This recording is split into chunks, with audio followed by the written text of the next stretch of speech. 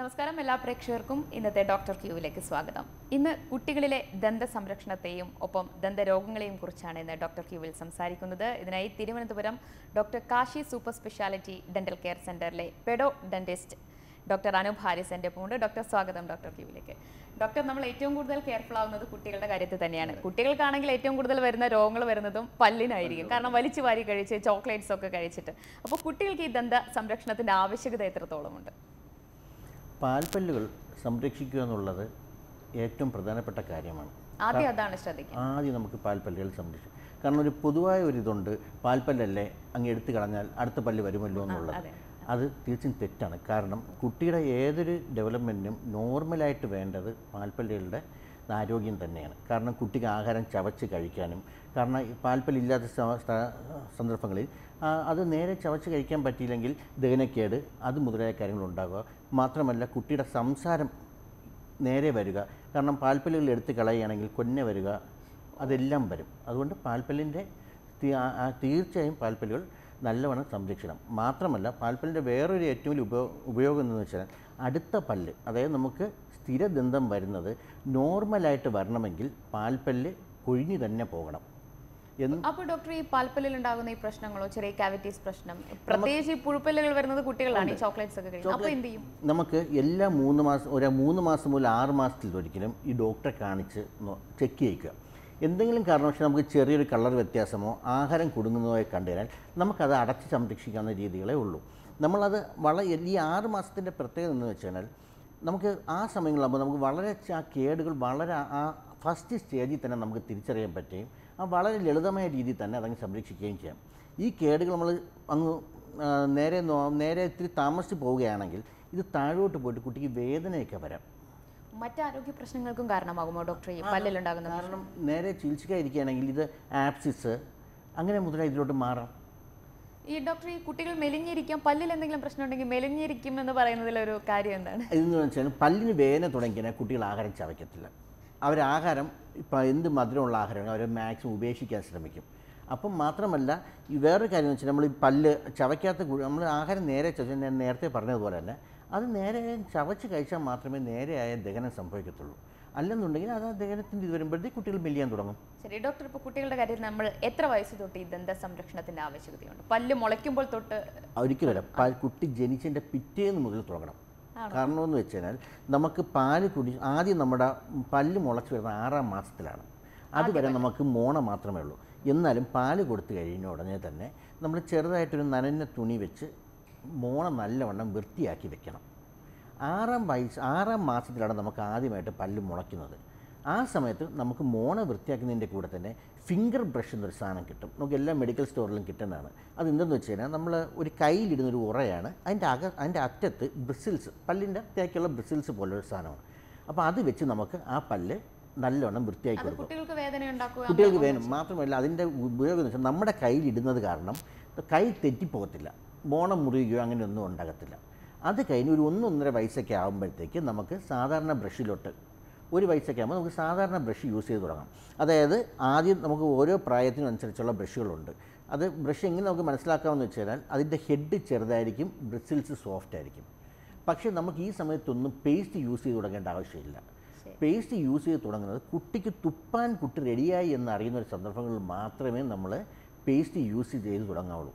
അല്ലാതെ യൂസ് ചെയ്യാൻ പറ്റിയൊരു പേസ്റ്റ് എന്ന് വെച്ച് കഴിഞ്ഞാൽ നോൺ ഫ്ലൂറിഡേറ്റഡ് പേസ്റ്റാണ്. അതിപ്പോൾ ഇന്ത്യയിൽ അത്ര കോമൺ അല്ല. അതുകൊണ്ട് പേസ്റ്റ് വേണ്ട. പക്ഷെ രാവിലെയും വൈകുന്നേരവും നല്ലവണ്ണം പല്ല് തേക്കും. ഡോക്ടർ, ഈ കാര്യം പലർക്കും അറിയില്ല. പലരും പല്ല് തേച്ച് തുടങ്ങുമ്പോൾ തന്നെ സാധാരണ പേസ്റ്റ് ഉപയോഗിച്ച് പല്ല് തേക്കുന്നു. കുട്ടികൾ അത് അകത്തോട്ട് പോകും. കാരണം ഫ്ലൂറിന് നമുക്ക് ഭാഗത്തോട്ട് പോകാൻ പറ്റിയ നല്ലൊരു ഇതല്ല. കാരണം ഫ്ലൂറൈഡ് ടോക്സിറ്റി എല്ലാം വരാം. പിന്നെ കുട്ടി യൂസ് ചെയ്ത് തുടങ്ങുമ്പോൾ നമുക്ക് നല്ലത് കുട്ടികളുടെ ടൂത്ത് പേസ്റ്റ് യൂസ് ചെയ്യുകയാണ്. കാരണം എന്ന് വെച്ചാൽ അതിൽ ഫ്ലൂറൈഡ് കണ്ടന്റ് കുറവാണ്. ശരി ഡോക്ടർ, നമുക്കൊരു കോൾ ഉണ്ട്. ഹലോ ഞാൻ മണ്ണാർക്കാട്ടുനിന്ന് മറിയാണ്. ശരി ഡോക്ടറോട് ചോദിച്ചോളൂ. ഹലോ ഹലോ ഡോക്ടർ, എൻ്റെ മോന് 7.5 വയസ്സായിട്ടുണ്ട്. അപ്പോൾ ഫ്രണ്ടില് 2 പല്ലുണ്ടായിരുന്നു, മോളത്തെ ഭാഗത്ത് 2 പല്ലുണ്ടായിരുന്നു. അപ്പൊ അത് രണ്ടിനും കേട് വന്നു. അത് പറഞ്ഞ് സാധാരണ രീതിയിൽ പറഞ്ഞു പോയി. ഇപ്പോ കുട്ടിയുടെ ഈ ആണിപ്പല്ലിന്റെ അപ്പുറത്ത് 2 കോട്ടുപല്ലുകൾ വരൂലേ? അതെ. ആ 2 പല്ല് പിന്നെ 4 സൈഡിലുള്ള പല്ലും അടിയിലും മുകളിലും അങ്ങനെ 2 സൈഡിൽ വരുന്ന പല്ല് മുഴുവൻ കേടാണ്. ഞാൻ ഇതിന്റെ ഇടയ്ക്ക് വേദന വന്നപ്പോൾ ഡോക്ടറെ കാണിച്ചപ്പോൾ ഡോക്ടർ പറഞ്ഞു അത് എടുത്ത് കളയാൻ പറ്റില്ല, അടയ്ക്കാനും പറ്റൂല പറഞ്ഞു. 10 വയസ്സാകുമ്പോൾ അപ്പുറത്ത് പല്ല് വരും, അപ്പൊ ഈ പല്ലിനെടുത്ത് നമുക്ക് കളയാൻ പറ്റുള്ളൂ എന്ന് പറഞ്ഞു. അപ്പോ അതെനിക്ക് ബുദ്ധിമുട്ടായിട്ട് വരുമോ ഭാവിയിൽ? നമുക്ക് ആ പല്ല് ഇപ്പം ഏത് മുമ്പത്തെ 2 പല്ലാണോ ഇപ്പം ഈ പറഞ്ഞത്? മുമ്പത്തെ 2 പല്ല് പൊഴിഞ്ഞു പോയി. സാധാരണ രീതിയിൽ നമ്മൾ ഇളക്കം പറഞ്ഞു പോയിട്ട് ഇപ്പൊ ഒരു 1.5 മാസത്തിലേറെ ഇതുവരെ പല്ല് വന്നിട്ടില്ല. അയ്യോ, അത് പേടിക്കേണ്ട ആവശ്യമില്ല കേട്ടോ. കാരണം പല്ല് പൊഴിഞ്ഞു പോയാലും ചിലപ്പോൾ വരുമ്പോൾ ഒരു വർഷം കഴിഞ്ഞൊക്കെ പല്ലുകൾ വരത്തുള്ളൂ. അതെ, അല്ലെ മൂത്തതിന്റെ അങ്ങനെ വന്നത്, അതുകൊണ്ട് എനിക്ക് അതിൽ ടെൻഷൻ ഇല്ല. പക്ഷെ ഈ കോട്ടുപല്ലില്ലേ, ഈ ആണിപ്പല്ലിന്റെ അപ്പുറത്തൊരു വരുന്ന പല്ല്, ശരി ശരി, മനസ്സിലായി. അപ്പൊ ഡോക്ടർ പറഞ്ഞത് 10 വയസ്സാകുമ്പോഴാണ് അതിന്റെ അപ്പുറത്തുള്ള ആണിപ്പല്ലിന്റെ തൊട്ടുള്ള പല്ലിനാണ് ഇപ്പൊ കേട്. അപ്പൊ അതിന്റെ അപ്പുറത്തുള്ള പല്ല് വരാതെ ഈ പല്ലിന് എടുക്കാൻ പറ്റൂല പറഞ്ഞു. അത് വരുമ്പോ ഈ പല്ലിപ്പോ എടുത്തു കഴിഞ്ഞാല് ആ പല്ല് വരുമ്പോ ഈ എടുത്ത ഭാഗത്തേ വരുള്ളൂ എന്ന് മനസ്സിലായി. അതിപ്പോൾ നമുക്കിപ്പം ആ പല്ലുകൊണ്ട് തീരെ ബുദ്ധിമുട്ടുണ്ടെന്നുണ്ടെങ്കിൽ നമുക്ക് 2 രീതിയിൽ അത് ചികിത്സിക്കാം. ഒന്നുകിൽ നമുക്കത് അടയ്ക്കാൻ നോക്കാം, അത് പറ്റിയില്ലെങ്കിൽ നമ്മൾ എടുത്ത് മാറ്റി കൊടുക്കാം. എനിക്ക് തോന്നുന്നു കോള് കട്ടായി തോന്നുന്നു. ഡോക്ടർക്ക് മറുപടി അത് ഇപ്പം നമുക്ക് ആ പല്ല് എടുത്ത് മാറ്റി കൊടുക്കാം. ചില സന്ദർഭങ്ങളിൽ നമുക്ക് എല്ലാ പല്ലും രക്ഷിക്കാൻ കഴിയില്ല. ചിലപ്പോൾ നമുക്ക് എടുത്ത് തന്നെ മാറ്റി കൊടുക്കേണ്ടി വരും. അങ്ങനെയാണെങ്കിൽ നമുക്ക് നമ്മളെ പ്രധാന ലക്ഷ്യം അടുത്ത പല്ല് വരാനുള്ള ആ സ്ഥലം മെയിൻറ്റെയിൻ ചെയ്യുക എന്നുള്ളതാണ്. അവിടെ നമുക്ക് സ്പേസ് മെയിൻറ്റെയിനേഴ്സ് എന്നൊരു അപ്ലയൻസ് വയ്ക്കാം. ഒരു എക്സ്റേ എടുത്ത് നോക്കിക്കഴിഞ്ഞാൽ മാത്രമേ നമുക്ക് കൃത്യമായിട്ട് ഇത് അടയ്ക്കാൻ പറ്റില്ല എന്ന് പറയുന്നതോട് എനിക്ക് നേരിട്ട് കാണാതെ പറയാൻ പറ്റില്ല. പക്ഷേ എൻ്റെ മനസ്സിൽ തോന്നുന്നത് ഒരു ഡോക്ടറെ കണ്ട് ഒരു എക്സ്റേ എടുത്ത് കഴിഞ്ഞാൽ അതിൻ്റെ കൃത്യമായ ട്രീറ്റ്മെൻറ്റ് കിട്ടുമെന്നുള്ളതാണ്. ഒരു കോൾ കൂടിയുണ്ട്. ഹലോ ഹലോ ഹലോ, ആരാണ് വിളിക്കുന്നത്? ഹലോ, ഞാൻ ബിന്ദു ആറ്റിങ്ങൽ. ശരി, ഡോക്ടറോട് ചോദിച്ചോളൂ. പറഞ്ഞോളൂ. ഹലോ, എൻ്റെ മോന് അവന് 10 വയസ്സുണ്ട്. ഓക്കെ. അവന്റെ പല്ലുകളെല്ലാം പൊഴിഞ്ഞു പോയിട്ട് ഇപ്പം കടപ്പല്ല് ഇളവി. ഇന്നലെ ഒരു കടപ്പല്ല് ഇളവുന്ന്. അപ്പൊ ഈ കടപ്പല്ല് ഇളവില്ലെന്നാണ് എല്ലാരും പറയുന്നത്. അതിന് വല്ല ദോഷമുണ്ടെന്ന് അറിയാൻ വേണ്ടിയിട്ടാണ്. അയ്യോ, അത് പാൽപ്പല്ല് തന്നെ ആയിരിക്കും കേട്ടോ. അത് മോനിപ്പം 10 വയസ്സായ സ്ഥിതിക്ക് മിക്ക പല്ലും പോയ സ്ഥിതിക്ക് മോന് കുറച്ച് നേരത്തെ പല്ല് വരുന്ന ശീലത്തിലുള്ള കുട്ടിയായിരിക്കും. നമുക്ക് എല്ലാ പല്ലും പോയി പിന്നെ പൊച്ചു വന്നതാ. ആണല്ലോ അല്ലേ? കടപ്പല്ലാണ് പോവാത്തത്. അത് ഇപ്പം ആടുന്നു എന്ന് തോന്നുന്നത് മിക്കവാറും അതും പാൽപ്പല്ല് തന്നെ ആയിരിക്കും കേട്ടോ. അതുകൊണ്ട് അത് ടെൻഷൻ അടിക്കേണ്ട ആവശ്യമൊന്നുമില്ല അതിനകത്ത്. ഇപ്പം തീരെ സംശയം ഉണ്ടെന്നുണ്ടെങ്കിൽ നമുക്കൊരു ഡെന്റിസ്റ്റിനെ കാണിച്ച് അതിൻ്റെ ഒരു എക്സ്റേ വല്ലതും എടുത്ത് അങ്ങ് ചെക്ക് ചെയ്യാവുന്നതേ ഉള്ളൂ കേട്ടോ. അപ്പൊ ഈ ഇളയ മോന് പല്ലിങ്ങനെ പൊങ്ങി വരുന്നു. ഇങ്ങനെ രാത്രി വാ തുറന്നു വെച്ച് കിടക്കുന്നോണ്ടാണോ എന്ന് അറിയാൻ വയ്യ. അത് മോന് പല്ല് പൊങ്ങി വരുന്നുണ്ടെങ്കിൽ അത് രാത്രി വാ തുറന്നാണ് ഉറങ്ങുന്നതെങ്കിൽ ഉറപ്പായിട്ടും പല്ല് പൊങ്ങി വരും. നമുക്ക് അതിൽ നമുക്ക് ആദ്യം ചെയ്യുള്ളതെന്ന് വെച്ച് കഴിഞ്ഞാൽ എന്തുകൊണ്ട് മോൻ വാ തുറന്ന് കിടന്ന് ഉറങ്ങുന്നു എന്നുള്ളത് അറിയണം. അത് എന്തുകൊണ്ടാണെന്ന് വെച്ചാൽ മൂക്കിനകത്ത് എന്തെങ്കിലും അടപ്പോ അതോ മോൻ്റെ നേസൽ പാത്വേയിൽ എന്തെങ്കിലും ഒബ്സ്ട്രക്ഷൻ ഉണ്ടോ എന്നുള്ളത് അറിയണം. നമുക്ക് അങ്ങനെയുള്ള കുട്ടികളിൽ ചെയ്യാനുള്ളത് നമുക്ക് നേരെ ആദ്യം ചെയ്യുള്ളൊരു ENT ഡോക്ടറെ കാണിക്കുക. ENT ഡോക്ടറെ കാണിച്ചതിന് ശേഷം നമ്മൾ വേറെ കുഴപ്പമൊന്നുമില്ല, നമ്മൾ ആ ശ്വാസകോശത്തിന് വേറെ കുഴപ്പമൊന്നും ഇല്ലെന്നുണ്ടെങ്കിൽ ഓറൽ സ്ക്രീൻ ഒരു അപ്ലയൻസ് നമുക്ക് കൊടുക്കാവുന്നതാണ്. ഈ ഓറൽ സ്ക്രീൻ അപ്ലയൻസ് എന്തെന്ന് വെച്ച് കഴിഞ്ഞാൽ അത് വെച്ച് കഴിഞ്ഞാൽ കുട്ടിക്ക് വാ വഴി ശ്വാസം എടുക്കാൻ പറ്റത്തില്ല. അപ്പം കുട്ടി മൂക്ക് വഴി അത് ഉറങ്ങുമ്പോഴും സാധാരണ ഞാൻ കൊടുക്കുന്ന TV കാണുമ്പോഴേ കൊടുക്കും. കാരണം നമ്മൾ ആക്റ്റീവ് ആയിരിക്കുന്ന സമയത്ത് ഇതെല്ലാം നമ്മളങ്ങ് ചെയ്തോളും. അതേസമയം ഈ ചുമ്മാ പാസീവായിട്ട് TV കണ്ടുകൊണ്ടിരിക്കുന്ന സമയത്ത് ഇതൊരു സബ് കോൺഷ്യസ് മൈൻഡിൽ ചെയ്തു പോകുന്ന ഹാബിറ്റാണ്. അപ്പോൾ അത് കാരണം ഈ ഓറൽ സ്ക്രീൻ TV കാണുമ്പോഴും അല്ലെങ്കിൽ രാത്രി ഉറങ്ങുമ്പോഴും വെച്ച് കൊടുക്കുക. ഈ ട്രെയിനിങ് കൊടുക്കുമ്പോൾ തന്നെ ഇതുകൊണ്ടാണ് ആ പല്ല് പൊങ്ങിയതുണ്ടെങ്കിൽ അത് അപ്പോഴേ ചെറുതായിട്ട് താഴ്ന്നു തുടങ്ങും. മേ ബി മുഴുവൻ താഴണമെന്നില്ല, മേ ബി പിന്നെ ഒരു ഓർത്തോ കറക്ഷന് പോയിന്റ് വരുമായിരിക്കും. ഓക്കെ ഓക്കെ, ശരി ഡോക്ടർ. ഒരു കോൾ കൂടി. ഹലോ ഹലോ, ആരാണ് വിളിക്കുന്നത്? ഇത് എറണാകുളത്ത് നിന്നാണ്, ജെസ്സിന്നാണ് പേര്. എൻ്റെ മോൾക്ക് വേണ്ടിയാണ് സംസാരിക്കുന്നത്. ഡോക്ടറോട് ചോദിച്ചോളൂ. പറഞ്ഞോളൂ. Hello doctor. പറഞ്ഞോളൂ. അത് എൻ്റെ മോളുടെ മുമ്പിലത്തെ 2 പല്ല് പൊങ്ങിയിട്ടും കുറച്ചൊന്നും അകന്നിട്ടുമാണ്. 7 വയസ്സായി ഇപ്പൊ മോൾക്ക്. അതെ. അപ്പൊ അത് നമുക്ക് എന്തെങ്കിലും ഇങ്ങനെ ഉറക്കത്തിൽ വായ അടച്ചു പിടിച്ച് ഉറങ്ങാൻ വേണ്ടി എന്തെങ്കിലും ചെയ്യാൻ പറ്റുമോ? അങ്ങനെ എന്തെങ്കിലും അവൈലബിൾ ആണോ? മോള് വാ തുറന്നാണോ ഉറങ്ങുന്നത്? കുറച്ച് തുറന്നിട്ടാണ് ഉറങ്ങുന്നത്. ശ്വാസം വിടുന്നത് വാ വഴിയാണോ? ഉറക്കത്തിൽ എപ്പോഴും ഇല്ല, ഇടയ്ക്ക് നോക്കിയാ വായ തുറന്നാണ് ഉറങ്ങുന്നത്. എനിക്ക് തോന്നുന്നു മോക്ക് ഈ വാവഴി ശ്വാസം വിടുന്ന ഒരു ചെറിയ ശീലമുണ്ടോ എന്നൊരു സംശയമുണ്ട്. നമുക്ക് ആദ്യം ചെയ്യേണ്ടത് ഒരു ENT ഡോക്ടറെ ഒന്ന് കാണിക്കണം കേട്ടോ. എന്നിട്ട് മോളെ മൂക്കിനകത്ത് എന്തെങ്കിലും പ്രോബ്ലംസ് ഉണ്ടോ എന്നുള്ളതൊന്ന് ഇത് ക്ലിയർ ചെയ്യുക.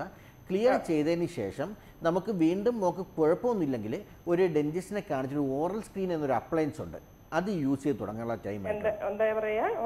ഓറൽ സ്ക്രീൻ, അതായത് ഓറൽ സ്ക്രീൻ,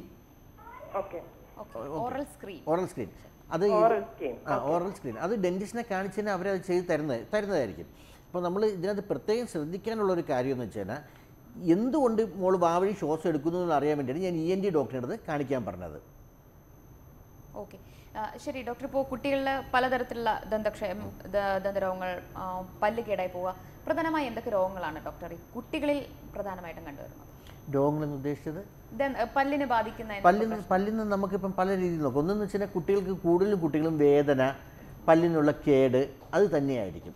നമുക്ക് ഏറ്റവും കൂടുതൽ ഞാൻ കണ്ടിട്ടുള്ളതിൽ ഏറ്റവും കൂടുതൽ കുട്ടികൾക്കും വരുന്നത് ഈ നേഴ്സിംഗ് ബോട്ടിൽ കാരീസ് എന്നൊരു സംഭവമുണ്ട്. അതായത് ഇത് മെയിനായിട്ട് കാണുന്നത് നമ്മളൊരു 1-1.5 വയസ്സുള്ള ഒരു കുട്ടി പാല് കുടിച്ച് കിടന്ന് ഉറങ്ങുകയാണെങ്കിൽ അപ്പോൾ വരുന്നൊരു ദന്തക്ഷയമാണിത്. അതിൻ്റെ ഏറ്റവും വലിയ ഇതെന്ന് വെച്ച് കഴിഞ്ഞാൽ കുട്ടി അത് ഒരു അധികം ആൾക്കാർ അങ്ങനെ ശ്രദ്ധിക്കാതെ പോകും. കാരണം ഇത് ആദ്യം നമുക്ക് കാണുന്നത് ഈ പാല് കുടിച്ച് കിടന്ന് ഉറങ്ങുന്ന കുട്ടികൾക്ക് ഈ മോണയോടും പല്ലിനോടും ചേർന്നൊരു പൂപ്പൽ പോലെ നമുക്കത് ഫസ്റ്റ് മനസ്സിലാവത്തുള്ളൂ. എല്ലാവരും അതിന് തുടച്ച് കളയും. പക്ഷേ അവിടെ നടന്നുകൊണ്ടിരിക്കുന്ന ഈ പാല് വായി കിടക്കുന്നത് കാരണം രാത്രി തുപ്പലിൻ്റെ ഓട്ടം കുറവാണ്, പാല് വായി തന്നെ കിടക്കും, പല്ല് കേടായിക്കൊണ്ടിരിക്കുകയാണ്. അപ്പോൾ ആ സമയത്ത് എന്ത് പല്ലിൻ്റെ ഇനാമൽ അങ്ങ് ദ്രവിച്ചു പോകും. ഇനാമൽ ദ്രവിച്ചു പോയി കഴിഞ്ഞാൽ പല്ലിൻ്റെ ശക്തി അതോടെ കഴിഞ്ഞു. അത് ഈ പാല് നമ്മുടെ വായിൽ നിൽക്കുന്നത് കൊണ്ടുള്ള പ്രശ്നമാണോ? പാല് വായിൽ നിൽക്കുന്നതാണ് ഏറ്റവും വലിയ പ്രശ്നം. ഏറ്റവും കൂടുതൽ കാരീസ് നമ്മൾ കാണുന്നതും ഈ നേഴ്സിംഗ് ബോട്ടിൽ കാരീസ് എന്നാണ് ഇതിനെ പറയുന്നത്. ഇത് നമുക്ക് ശരിക്കും എന്ന് വെച്ചാൽ ഇങ്ങനെ ഒരു കാര്യം കാണുമ്പോൾ തന്നെ നമ്മൾ ഡെന്റിസ്റ്റിനെ കാണുക, അവരത് എങ്ങനെയാണെന്നുള്ളത് പറഞ്ഞു തരും. നമുക്ക് 2-3 രീതിയിൽ അത് ചെയ്യാം. ഒന്നെന്ന് വെച്ച് കഴിഞ്ഞാൽ രാത്രി പാല് കുടിച്ച് കഴിഞ്ഞാൽ ഇപ്പം ചില കുട്ടികൾ പാല് കുടിച്ചായിരിക്കും ഉറങ്ങുന്നത്.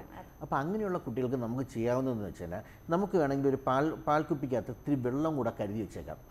നമ്മളിങ്ങനെ ഈ പാല് കുടിച്ച് ആ നിപ്പിൾ വിട്ട് വരുന്ന അവസ്ഥയിൽ പെട്ടെന്ന് ഈ വെള്ളം അങ്ങ് വെച്ച് കൊടുക്കുക. അപ്പോൾ ഈ ഉറക്കത്തിൽ കുട്ടി ചിലപ്പോൾ 2 ഉറിഞ്ചും കൂടെ ഉറിഞ്ചുമ്പോൾ പാല് കുറേയൊക്കെ അങ്ങ് ഒലിച്ച് വായിൽ അങ്ങ് പൊയ്ക്കോളും. പിന്നെ വരുന്നതെന്ന് വെച്ചാൽ നമ്മൾ തന്നെ ഒരു തുണി വെച്ച് തുടച്ച് വൃത്തിയാക്കുക. നമുക്ക് ഈ 2 കാര്യങ്ങളിൽ വെച്ച് മാത്രമേ നമുക്ക് അത് തടയാൻ പറ്റത്തുള്ളൂ. പിന്നെയുള്ള ഡോക്ടർ ഈ പല്ല് കേടാവുന്നതിന്റെ ഒക്കെ പ്രധാന കാരണം അവർ ഈ കഴിക്കുന്ന ഭക്ഷണത്തിന്റെ ക്യാവിറ്റീസ് ജനറ്റിക്കലി ഉണ്ട് ഇല്ലെന്ന് പറയുന്നില്ല. പക്ഷേ എന്നാലും നമ്മൾ സംരക്ഷിച്ച് കഴിഞ്ഞാൽ നമുക്ക് നല്ലോണം പല്ല് നോക്കാവുന്നതേ ഉള്ളൂ. മെയിനായിട്ട് ഈ ഫുഡ് ഐറ്റംസ് തന്നെയാണ് ഒരു കാര്യം. പ്രോപ്പർ ബ്രഷിങ് ഇല്ലാത്തത്, രാവിലെ വൈകുന്നേരം നല്ലോണം ബ്രഷ് ചെയ്ത്, മാത്രമല്ല ചില കുട്ടികൾക്ക് കേട് വരുന്നതെന്ന് വെച്ചാൽ അവർ നമുക്കിപ്പോൾ ഈ മുട്ടായി എന്ന് പറയുന്ന സാധനം എപ്പോഴും കഴിച്ചുകൊണ്ടിരിക്കുന്ന കുട്ടികൾക്ക്, അതായത് രാവിലെ തൊട്ട് വൈകുന്നേരം വരെ നമ്മളൊരു എല്ലാ അരമണിക്കൂർ ഒരു 10 മുട്ടായി വെച്ച് കഴിക്കുകയെന്ന് വെച്ചാൽ അവർക്ക് എന്തായാലും കേട് വരും. അതേസമയം നമ്മൾക്കിപ്പോൾ അങ്ങനെ കൊടുക്കുന്ന മുട്ടായിക്ക് വേണ്ടി കുട്ടി കരയുന്നുണ്ടെങ്കിൽ ഏതെങ്കിലും ഒരു നേരം ഒരു 10 മുട്ടായും കൊടുക്കുക. പക്ഷേ ഡോക്ടർ ഈ ചോക്ലേറ്റ്സ് കഴിക്കുന്നത് കൊണ്ടാണോ പ്രശ്നം, അതോ അത് കഴിച്ചിട്ട് പല്ല് വൃത്തിയാക്കാത്തത് കൊണ്ടല്ലേ പ്രധാനമായും പ്രശ്നം വരുന്നത്? പല്ല് വൃത്തിയാക്കാൻ തന്നെയാണ് പ്രധാന കാരണം. മാത്രമല്ല ചോക്ലേറ്റ്സിന് മാത്രം നമുക്ക് പറയാൻ പറ്റില്ല, പല കാര്യങ്ങളുണ്ട്. നമുക്കിപ്പോൾ നമ്മളെ ഈ കാർബോഹൈഡ്രേറ്റ് വരുന്ന നമ്മുടെ പൊട്ടറ്റോ ചിപ്സ്, അതൊക്കെ ഈ ചോക്ലേറ്റിനെ കണ്ട് 100 മടങ്ങാണ് അതിൻ്റെയൊക്കെ ഇത് വരുന്നത് പല്ല് കേടാക്കാനായിട്ട്.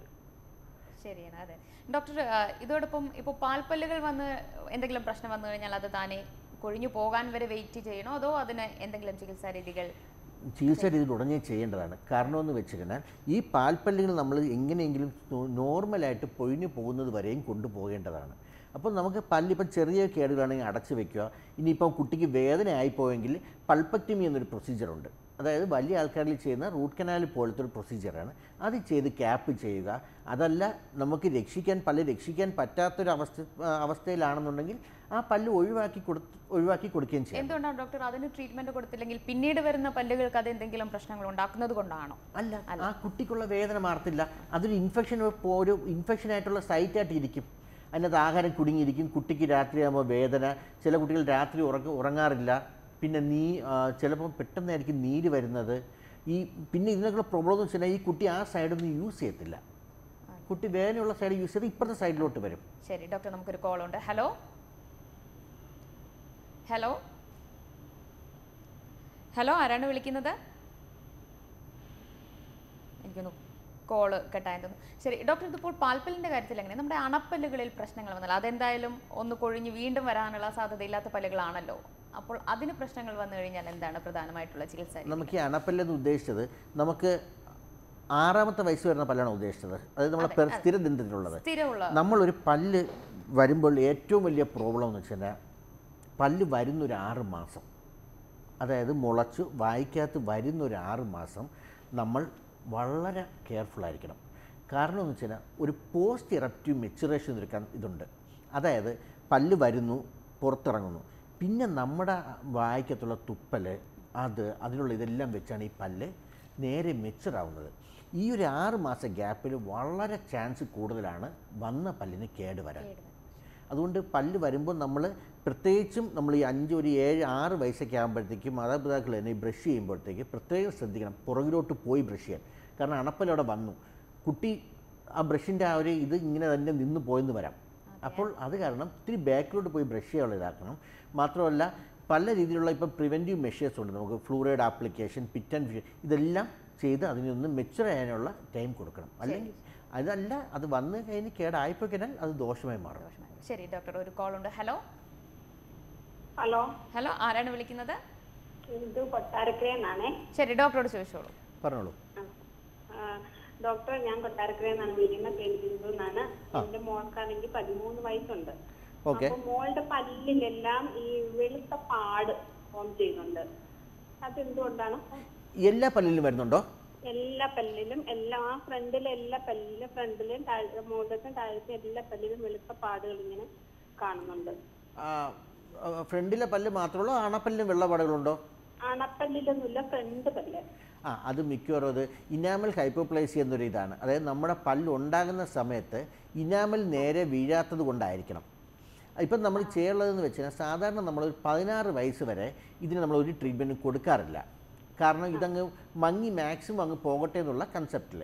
അത് കഴിഞ്ഞിട്ടും നമുക്ക് 16 വയസ്സായിട്ടും അത് പോകുന്നില്ല, അതൊരു വൃത്തിയായി തോന്നുകയാണെന്നുണ്ടെങ്കിൽ നമുക്ക് ചെയ്യേണ്ടത് ഒരു ഡോക്ടറെ കാണിച്ചതിന് ശേഷം ആ ഒരു ഭാഗം പതുക്കെ പല്ലിൻ്റെ അതേ നിറത്തിലുള്ള മെറ്റീരിയൽ വെച്ച് അടച്ചെടുക്കുക എന്നുള്ളതാണ്. ശരി ഡോക്ടർ, നമുക്കൊരു കോൾ കൂടി. ഹലോ ഹലോ ഹലോ ഹലോ, ആരാണ് വിളിക്കുന്നത്? ഞാൻ പറഞ്ഞായിരുന്നു മേരിക്കുട്ടി. ശരി ഡോക്ടറോട് ചോദിച്ചോളൂ.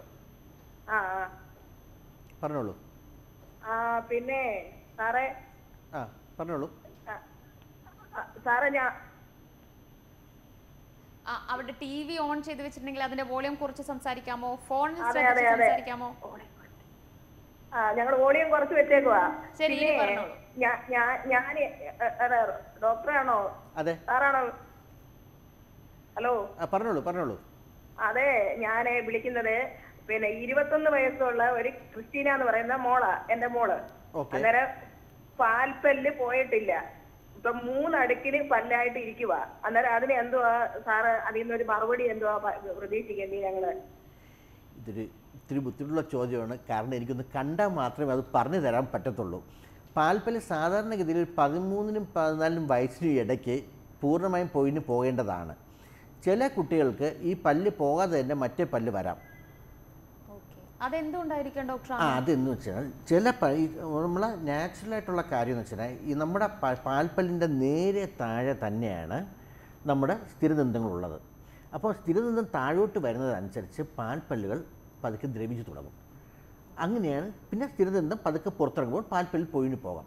പക്ഷേ ഏതെങ്കിലും കാരണവശാൽ ഈ സ്ഥിരദന്തങ്ങൾ ഈ നേരെ അല്ല നിൽക്കുന്നത് എന്നുണ്ടെങ്കിൽ ഇത് താഴോട്ട് വരുന്ന അവസരങ്ങളിൽ പാൽപ്പല്ല് ദ്രവിക്കത്തില്ല. ശരി ഡോക്ടർ, ഈ സാധാരണ കുട്ടികൾക്ക് പാൽപ്പല്ലുകൾ എത്ര വയസ്സിൽ കൊഴിഞ്ഞു പോകും? നമുക്ക് ഒരു 6 വയസ്സൊക്കെ ആകുമ്പോൾ 6 മുതൽ 7 വയസ്സ് വരെ താഴത്തെ പല്ലുകൾ പൊഴിഞ്ഞു തുടങ്ങും. ഒരു അവസാനത്തെ നമുക്ക് പാൽപ്പല്ലിൽ അണപ്പല്ലുകളുണ്ട്, അതൊരു 12നും 13നും ഇടയ്ക്ക് മാറി ഒരു 14 വയസ്സൊക്കെ ആകുമ്പോൾ ഒരു കുട്ടിക്ക് സ്ഥിരദന്തങ്ങൾ വരും. ശരി ഡോക്ടർ, നമുക്കൊരു ഇടവേള അനിവാര്യമാണ്. ഇടവേളയ്ക്ക് ശേഷം നമുക്ക് ഡോക്ടർ ക്യൂവിലേക്ക് തിരിച്ചെത്താം.